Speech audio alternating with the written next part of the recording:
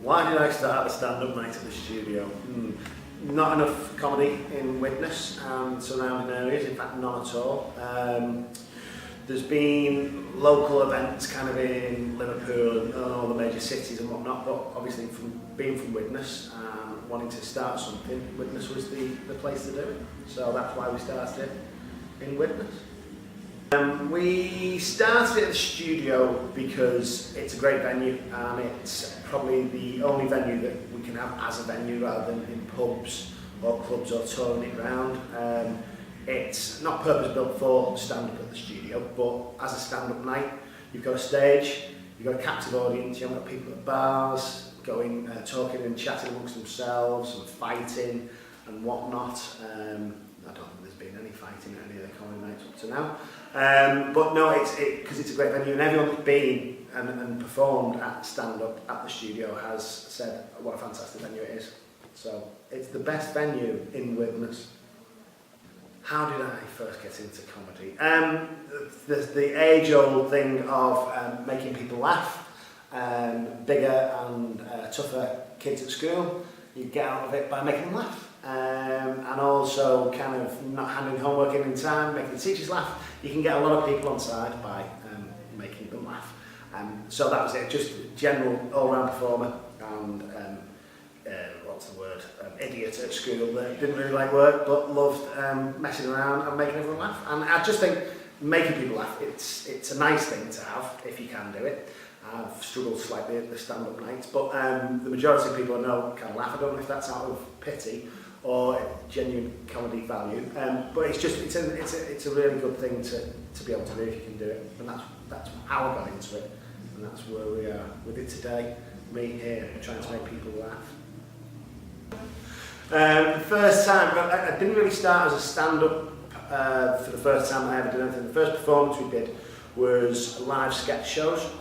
So it was all quite scripted, but then obviously over the period of time that you're doing it, the script kind of falls and becomes secondary, and then you kind of start riffing yourself and doing your own thing and making stuff up and whatnot. But that was a group of 4 of us, and we did that down in London. So that was the kind of first real way into stand-up, if you will. But before that was comedy acting as well, so there was a lot of touring theatre that I did. And with that was comedy performances. And then from that, and moving back to Widnes, because I was away from Widnes for a while, moving back to Widnes, thought, right, well, I'll do this on my own instead of 4 or 5 people that I've acted with, and we'll go for that. And just had a go really more than anything, because as I said earlier, I knew I could kind of make a certain amount of people laugh, but it was a test to see if I could make a full audience of 10 laugh. Who have I brought to the studio? The acts that I've brought in have been either referred to me by different people within the industry, so I'll speak to people who are obviously out there doing bits and bobs. I'll go to, one of the first ways that we went about getting new people was I went to the Comedy Store in Manchester on open mic night, and we surveyed probably 20 every night or every time we went there, and they were all appalling. So out of say 2 visits to 40 acts, we got one. There's an agency that we use as well where they just post their names up there and you contact them direct. And there's also people finding out about the night and saying, oh, I know someone who's great, you should put them on. But the trouble with all of that, unless you've actually seen them yourself, you don't know. Now, a few people that we've had on, they've kind of come highly recommended. We've seen them online, we've gone to YouTube and had a look, and they haven't been great actually on the night, whereas the others that you get, that you don't really know that much about, are usually fantastic. But a lot of it's word of mouth, and I think we're coming up to the 12 months mark with stand-up at the studio, and we're getting return visits from the people's favourites, if you will. So that's how we get them here. I think the service that we provide for comedians, especially we're trying Northwest comedians, but one of the guys that's been on once before is from Cambridge, and he's coming back again. And I think the service that we provide is probably just giving them an outlet. Every comedian wants to do their stuff day in, day out. So the more places, the more venues they can do it, then the better. So again, as I mentioned earlier, the venue itself helps as well, because they don't just turn up and think, oh, it's some guy doing it in an office somewhere. It's an actual venue. So our next stand-up at the studio night is on the 11th of July, and it starts at 7:30, and then the first act's on at 8:30. It's our 12-month anniversary show. It's going to be a big one, and we've got return visits by Thomas Hertzfield, who's a young guy from Runcorn, who was on our first night, and John Murphy from Cambridge, who was on our first night 12 months ago, all that time ago.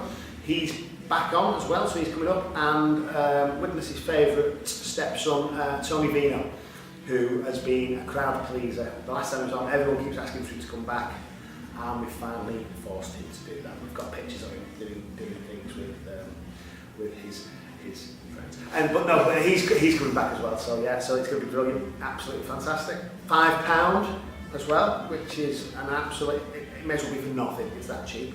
It's not though, it's £5, let's just remember that. And yeah, it'll be really, really good. Future ideas for this, for the stand-up at the studio, I think we'll probably look at never doing it again and moving it to Vegas. I think we've peaked now 12 months in. We had our record audience last time, this one's going to be even bigger, we're moving it. No, I think what we're going to do is keep on pushing it, push the whole idea that obviously it is a local thing, not just for local people, but North West comedians, and just really go for it. Hopefully the more audience we get, we can do it more, because at the minute it's kind of every 2 months or so, because obviously we don't want to saturate the market, if you will, but we would like to see it hopefully in the next 12 months doing it more often at the studio. Who do I rate on the comedy scene? It's a tricky one because everyone always asks that, and who I rated on the comedy scene was Les Dawson. But as we all know, he's dead and hasn't performed for 20 odd years, so you won't get a ticket for his show. One of my favourites, all-time favourites, was, or is, Lee Evans. Absolutely fantastic. And I don't think, even by the people that you really enjoy to watch, whatever, it doesn't really lend to what you do, because obviously Lee Evans is completely different from everyone else. But he's always been one of my favourites. And Alan Cochrane, who's, I think he's Yorkshire, he's brilliant. People like that. I mean, if you could ever get the night stand-up at the studio going even more in the years to come, you would hopefully have a gala evening where you've got some really big names. But they're two standout ones for me. But any comedy, if it makes me laugh, then I consider it good comedy. Who inspired me to be a comedian? At the time, probably kind of Morecambe and Wise. I was always more sketch comedy and kind of setups like that. So Morecambe and Wise, Two Ronnies were brilliant, obviously showing my age. I'm very old, looking 28, so I've watched a lot of this on the web. The web wise, whatever it's called. No, those kind of things. And then Les Dawson, as I said, he was absolutely fantastic. Tommy Cooper, I mean, that was stand-up what he used to do, but obviously in a cabaret kind of thing. But that kind of humour really got me interested, I think, in comedy at the very beginning. What would I like to see? I mean, I do a lot of comedy writing as well, so really comedy acting, I think, would be the way that I want to go with it, although the stand-up does give you a kind of an outlet that you can test some stuff, not necessarily that you would maybe position it differently if you're going to be filmed, but yeah, hopefully one day to actually get something on the TV and something out there.